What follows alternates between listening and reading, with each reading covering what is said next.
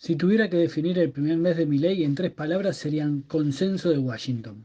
Para el que no sabe de qué se trata, tengo un video de 3 minutos en YouTube que lo resume. Parece ser una hoja de ruta para este gobierno. Se va diluyendo la promesa de algo novedoso, al menos de momento. Propone cosas que ya se hacen desde los 90 y que no funcionaron. La novedad es la excelente capitalización del descontento social y la pésima imagen que tienen los políticos en general en este momento.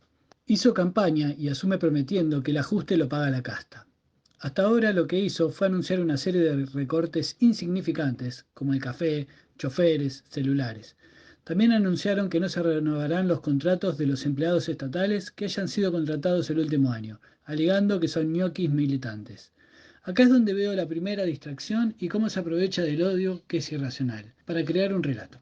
Pensemos juntos, si la casta quiere poner gente para robarle al Estado, ¿por qué va a hacerlo el último año? ¿Por qué no lo haría desde el principio y roban 3 años más? No tiene ningún sentido. No hubo recorte en los salarios de los legisladores ni en la justicia, donde ni siquiera se tocaron los privilegios, que son un montón. En su primer mes imprimió más de 6 billones de pesos. Sí, billones, con B larga. El total del año fue 31 billones. Con él, más de 6. ¿Con esto quiero decir que él imprime más y que es un mentiroso? No. Me parece apresurado decir eso. Es su primer mes y si no hay plata de algún lado la tiene que sacar. Obviamente hay una inercia de la gestión anterior que es imposible de parar. Pero sí me parece que es algo para prestarle atención. Hay más de 2 billones que se imprimieron para comprar dólares. Es él quien decía que la maquinita de imprimir billetes generaba inflación. Y ahora la está usando y se está hablando de imprimir billetes de 50.000 pesos. Y ya sé, necesitabas un bolso para pagar el alquiler. Los billetes se quedaron chicos. Pero esa no es toda la historia. No se imprimían billetes más grandes para bancarizar las transacciones. No digo que sea un plan brillante, pero sí que es necesario que la política atienda ese tema. Porque hablamos de déficit fiscal cuando se trata de subsidiar los hogares, pero no cuando hay que recaudar, sobre todo a los que más tienen. Pero no me quiero ir del tema de la inflación. Combatirla es la gran batalla que se propuso este gobierno y dicen que están haciendo todo lo posible para bajarla. De hecho, Milei dijo que hay que hacerle un monumento a Caputo por la inflación de diciembre. ¿Vos creés que esto es así? Revisemos un poco qué hicieron este mes. Devaluaron. El dólar oficial pasó a valer más del doble.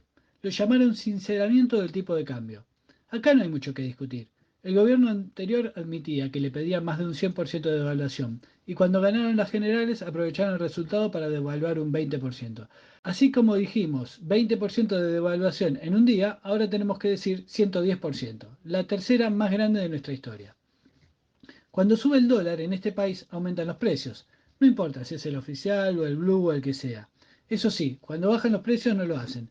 Entonces esta devaluación, seguramente necesaria, pero no imprescindible, genera inflación. Con el mega DNU también quita un montón de topes a los precios, que para mí ley son una aberración. Se supone que la competencia del mercado pone sus propios límites. El problema es que en Argentina hay muchos monopolios y también hay cartelización. Subí un video donde habla de esto. La cartelización es cuando las empresas, en vez de competir entre ellas, se ponen de acuerdo.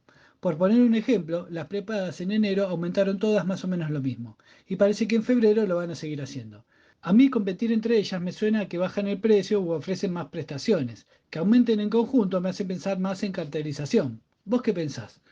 De momento, quitar los topes en los precios está haciendo que aumenten las cosas, así que esto también está generando inflación. Están quitando subsidios al transporte, esto también genera inflación.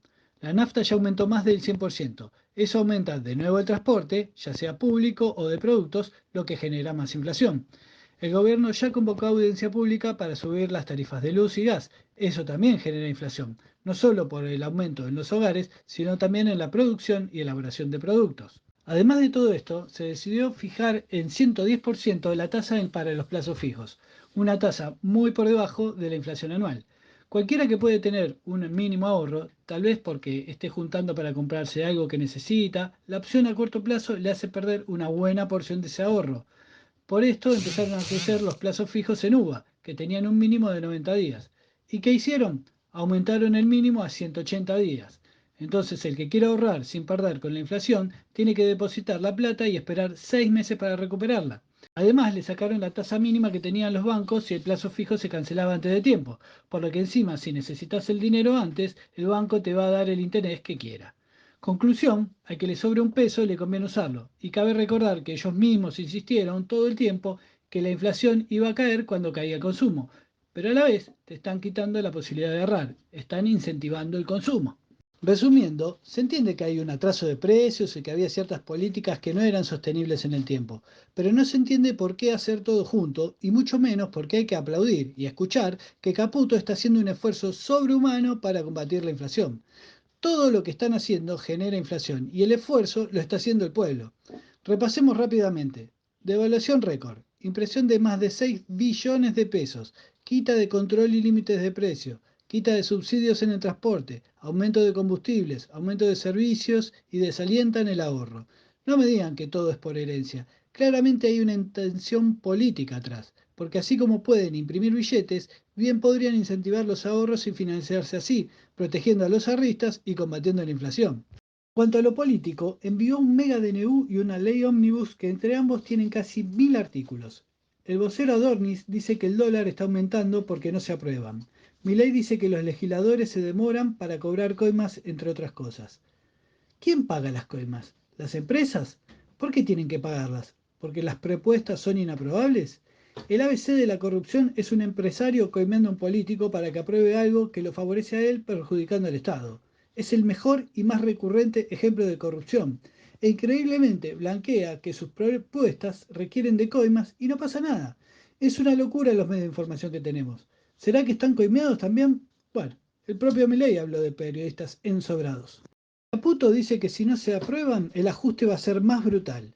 Milei dice que tienen que aprobar todo a libro cerrado, pero Francos dice que se van a modificar cosas porque hay errores. De hecho, ya anunciaron sacar, por ejemplo, que haya que avisar si se van a reunir más de 3 personas en la vía pública.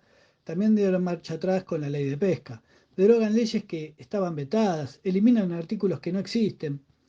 Pero sigamos con el tema. Mandan 1000 artículos y forman solo 4 comisiones. Es una contradicción enorme. Tienen que armar muchas más comisiones. Lo explico rápido. Las comisiones son el filtro previo donde se analizan y pulen los proyectos antes de ir a las cámaras. Van asesores, se debate, se modifican. Entonces, están apurados, pero forman 4 comisiones. Franco se va del debate porque tiene un almuerzo. ¿En qué quedamos? Te dibujan que hay una emergencia y presentan propuestas como boleta única, homeschooling, sociedades anónimas deportivas, quitar el tope de financiamiento para las campañas políticas, tanto discurso anticasta y ahora quiere que puedan recaudar más guita. Se supone que es una gran transformación del Estado, súper importante y urgente, y ponen temas que pueden debatirse mucho más adelante. ¿Saben por qué? Porque entre tantos artículos quieren privatizar las empresas que más dinero nos dejan. YPF da miles de millones de dólares de ganancia por año. El Banco Nación tiene el 20% del mercado y además de dar ganancias, sirve para financiar empresas y al agro. Y acá me detengo un segundo. Dijo que lo quiere vender porque si podés ganar 20 y estás ganando 10, no estás ganando sino que estás perdiendo. ¿Quién puede comprarse ese argumento? Porque no estás ganando todo lo que podés ganar, ¿lo vas a vender? Es una locura. Quieren liquidar el Fondo de Garantía y Sustentabilidad que también genera ingresos. Además quieren entregar todos nuestros recursos. ¿Cómo vamos a salir de la pobreza si entregamos nuestra riqueza? La ley de tierras, de glaciares, de bosques, de manejo de fuego. Quieren entregar todo. Es una locura este concepto. Les recomiendo mucho que vean mi video sobre el consenso de Washington. Explica en 3 minutos por qué se hacen este tipo de políticas. Yo creo que todo esto es un circo. Hay propuestas que hasta propios diputados de la Libertad Avanza no están de acuerdo, y lo han expresado. Funcionarios de todos los partidos políticos, todos, han señalado la inconstitucionalidad de algunas propuestas. Esto es inaprobable y lo saben. Es toda una puesta en escena para justificar más ajustes, llevarnos a una crisis enorme para después sí que no quede más alternativa que entregar nuestros bienes más preciados, los que nos hacen un país rico. ¿Viste que muchas veces dicen que este es un país rico? Claro que lo es. Ahora, ¿estamos porque estamos? ¿Porque los políticos se roban todo o porque no explotamos nuestras riquezas? Porque si las explotan otros, por más buenos que sean los políticos, siempre vamos a ser pobres. Y da la casualidad que cuando los políticos quieren explotar nuestras riquezas, estamos un poquito mejor y los acusan de chorros. Voy cerrando con un pequeño análisis del DNU. Se supone que está diseñado para atraer inversiones, para que los empresarios ganen más, así se genera más empleo. La teoría del derrame. Hagamos un repaso de lo que fue este año. El arroz aumentó un 749% en el año. José Aranda es el mayor productor, hombre fuerte de Clarín. ¿Crees que aumentó el salario de sus empleados un 749%? ¿Crees que Clarín en su bajada de línea critica estas cosas o que critica a los políticos que evitan estos abusos? El azúcar aumentó un 450%. Los principales productores son Jorge Roquia Ferro, condenado por contaminar, y la familia Blaquier, de los más ricos de Argentina. Ganaron mucho más que la inflación. ¿Generaron empleo? La carne picada 350%. Y hay otros cortes que más o menos es lo mismo. Acá sí hay más empleo. La lechuga aumentó un 23% en el año. Solo un 23%. No hay que ser un genio en economía para entender esto. La plata no desaparece, solo cambia de mano. Las crisis no son otra cosa que una transferencia de recursos de la mayoría hacia los sectores concentrados de poder. Por eso, uno de los dueños de Clarín te aumenta más de 700% el arroz y la lechuga, que la cultivan pequeños productores, perdió como en la guerra con la inflación. Con nuestros salarios pasa lo mismo. Que el periodo de prueba para un trabajador pase de 3 a 8 meses no es para generar más empleo. Mirá si porque tienen solo 3 meses para evaluar a alguien van a dejar de contratar gente. ¿Quién puede creer esto? Eso lo cambian para que un empresario pueda tener 8 meses a una persona y después echarla sin pagarle indemnización. No genera ni un solo puesto de empleo extra. No se coman cualquier verso. En definitiva, Milei nos dice que su primera batalla es combatir la inflación y vimos que todo lo que está haciendo es acelerarla aún más. Por eso, su mes de gobierno tuvo el doble de inflación que el anterior, cosa que era bastante difícil de hacer. Y todavía no impactó el aumento de servicios, de combustible, de prepagas, de transporte, la quita de subsidios. Se vienen meses con mucha más inflación. Y lo peor es que la inflación se va a comer la devaluación. Una devaluación tiene sentido para los sectores exportadores porque con lo que liquidan pueden pagar más insumos, servicios y salarios. Si la inflación alcanza la devaluación en marzo, abril, el campo va a exigir otra devaluación para liquidar y vuelve a empezar el ciclo de aumentos. Así hasta que no podamos más, haya una crisis terminal y no quede otra que acudir a préstamos que nos hacen entregar todos nuestros recursos y riquezas. Milei dijo que él quiere dar una batalla cultural. Humildemente desde este espacio nos presentamos. Y esta es la primera respuesta a sus propuestas. Cuando el mercado maneja la política, los que ganan son los grandes empresarios. Cuando la política maneja el mercado, el que gana es el pueblo. Chau.